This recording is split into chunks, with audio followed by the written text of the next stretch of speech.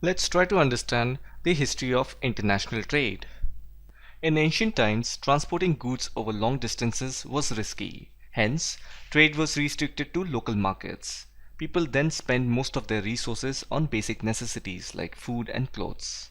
Only the rich people bought jewelry, costly dresses, and this resulted in trade of luxury items.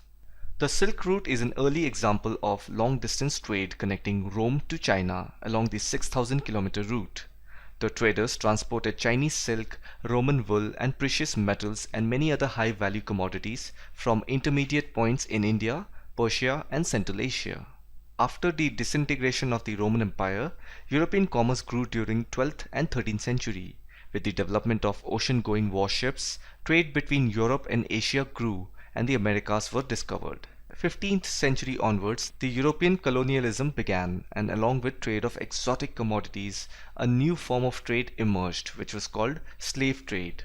The Portuguese, Dutch, Spaniards, and British captured African natives and forcefully transported them to newly discovered Americas for their labor in the plantations. Slave trade was a lucrative business for more than 200 years till it was abolished in Denmark in 1792, Great Britain in 1807, and United States in 1808. After the Industrial Revolution, the demand of raw materials like grains, meat, wool also expanded, but their monetary value declined in relation to the manufactured goods. The industrialized nations imported primary products as raw materials and exported the value-added finished products back to the non-industrialized nations.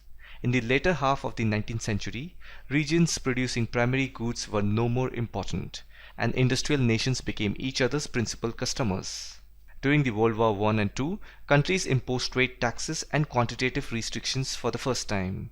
During the post-war period, organizations like General Agreement for Tariffs and Trade, which later became the World Trade Organization, helped in reducing tariff.